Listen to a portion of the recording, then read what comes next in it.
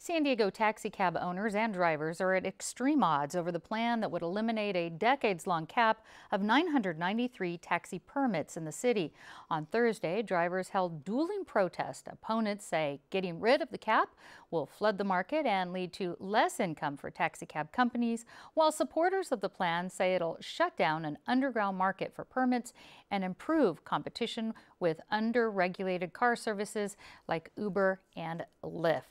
Here in support of the plan is Sarah Sayez, San Diego's program director for United Taxi Workers, and against the plan is Michelle Anderson, spokesperson for San Diego Transportation Association. Welcome. Thank you.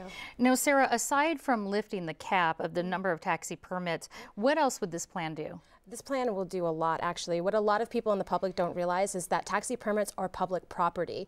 They originally go for $3,000, and because of the artificial cap on taxi permits, they're being traded for upwards of $100,000 or more. So this cap lifting the cap would bring that number down, stop the unregulated market, and then it would also let drivers, 89% of drivers out there do not have their own permits. So it would allow them to become owner-operators. And economists have showed that this lifting the cap will increase services and decrease price of taxis. So that's the cap, but it also does other things like puts a 10-year limit on the age of the cars, things like that? Which the airport already does. The airport authority already does. And then require receipts, things like that, just basic business standards. What kind of demand is there for more taxi permits right now? Who wants them and how do they benefit from them? All of the drivers who have been driving anywhere from 10, 20 years or more really want to be owner-operators. Also, you see things like ride shares. The CEO of Uber actually said that he came to the San Diego market because there's not enough taxis. So those are the people that it's going to benefit. It's going to benefit a lot of people in the outer boroughs of the city who need rides. But not everyone agrees. Michelle, why do you think opening up the market this way is a bad idea? Well, Council Policy 500-2 has worked. And it's been in place since 2002. And what it does, Peggy, it calls for a study to determine how many taxi cabs we actually need. It determines what the demand is. And it's worked quite well, quite effectively. There's a study every 3 years. And the industry has always lived with the results. And the last study was done in 2011. The last time I checked, that was exactly 3 years ago. So it's time to do another study to determine just how many taxi cabs we need for the public and the visiting tourist. Well, as Sarah said, Councilwoman Marty Emerald proposed this plan because the city permits are $3,000, and I understand that they are being sold at a jacked rate, underground. I don't have proof of that, but I'm told that by many people. That's because there is no proof. That's exactly right. I'm glad you said that, Peggy, because there is no proof of that. There's absolutely no evidence to that. Okay, so he's saying there's no evidence. Where did you get that number from? Even their own press release that we just read said, some people have invested $100,000 in these. They openly admit that they're paying these 40 times their original cost. It's on public record. Okay, let me get back to Michelle. This is an all or nothing proposal.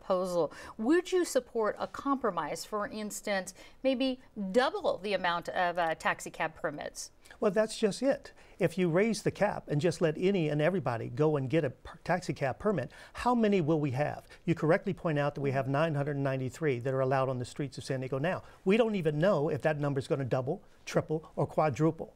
That's what a study would determine. Now, as to your scenario, I would love nothing else to perhaps put another 50 on the street or another 100 and let the market absorb those. But that's not what the proposal is that's before us now. Sarah, would proponents of it be open to maybe not taking an unlimited cap off, or just the same? No, so I think it's interesting the way that we use market. When you restrict anything, it is not an open market.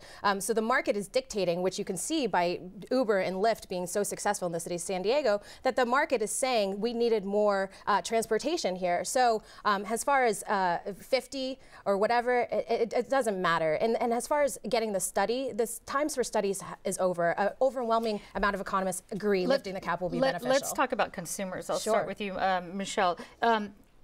Okay, so the City Council has actually moved their council meeting on Monday, expecting more than 500 people to show over this very contentious or controversial issue. How is it going to impact consumers? Will fares go up if this passes? That's exactly what we're saying.